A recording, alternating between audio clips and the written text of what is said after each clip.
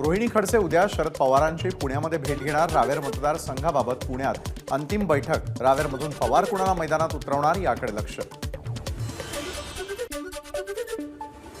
सुप्रिया सुळेंच्या प्रचाराची धुरा सांभाळणारे प्रवीण माने सुनेत्रा पवारांच्या प्रचारासाठी रिंगणात। काही दिवसांपूर्वी तुतारीचा प्रचार करणाऱ्या मानेंनी आता विकासाला साथ देत असल्याचं म्हणत अजित पवारांसोबत जाण्याची घेतली भूमिका। यापूर्वी माईक खेचून घेण्याचा प्रकार आम्ही पाहिला होता, पण आता एका पक्षाचा नेता दुसऱ्या पक्षाचा उमेदवार घोषित करतो ही नवीनच प्रथा सुरू झाली। खऱ्या अर्थाने नेतृत्व कोण करतंय हे यातून सिद्ध होतं। सचिन अहिर यांची देवेंद्र फडणवीस आणि श्रीकांत शिंदेंवर टीका। मी महायुतीची उमेदवार, मी कशाला राष्ट्रवादी वाढवू? राष्ट्रवादीचे उमेदवार अर्चना पाटील यांनी पत्रकारांना विचारलेल्या प्रश्नाला दिलेल्या उत्तराची चर्चा। परभणी लोकसभा मतदारसंघासाठी मराठा संघटनांकडून सुभाष जावळेंना उमेदवारी। मराठा आरक्षण आणि परभणीचा विकास हेच आमचं ध्येय, जावळे यांचं वक्तव्य। श्रीकांत शिंदेंना विरोध केला तर कपिल पाटलांना मदत करणार नाही। शहापुरातील शिवसेना कार्यकर्त्यांच्या बैठकीत ठराव। कल्याणमध्ये भाजप कार्यकर्त्यांनी श्रीकांत शिंदेंना विरोध केल्यानंतर शिवसैनिकांचा इशारा।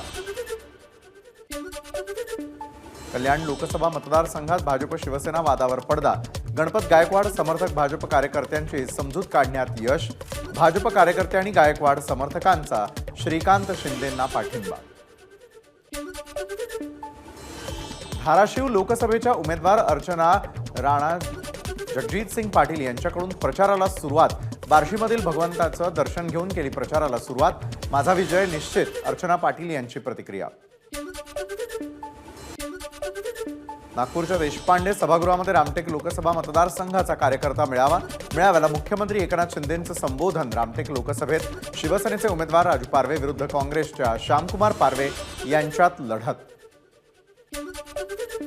कोरोना काळामधील खिचडी घोटाळ्याप्रकरणी अमोल कीर्तीकरांना ईडीचा समन्स। कीर्तीकर उद्या सकाळी ईडी कार्यालयात चौकशीसाठी हजर राहणार। सोलापूर लोकसभा निवडणूक लढवण्यावर एमआयएम ठाम। ईद नंतर जाहीर होणार उमेदवार। एमआयएमचे सोलापूर शहर जिल्हाध्यक्ष फारुख शाब्दी यांची माहिती। तो काँग्रेसचा एक स्टंट होता। 5 एप्रिलला मोरगाव अर्जुनी तालुक्यातील बोर्दे गावात प्रचारापासून रोखल्यानंतर खासदार सुनील मेंढेंचं स्पष्टीकरण। पुण्याचा प्रणव कराड हा तरुण अमेरिकेतून बेपत्ता।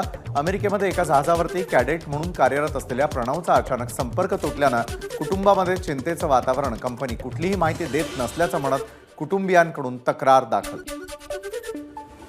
चंद्रपूर जिल्ह्यामध्ये उन्हाचा पारा 43 अंशांवर। उन्हामुळे वन्य प्राण्यांचा पाणवठ्याजवळील वावर वाढला। ताडोबाच्या सोमनाथ परिसरात मार्क वाघीण आणि तिच्या बछड्यांची जलक्रीडा कॅमेऱ्यामध्ये कैद।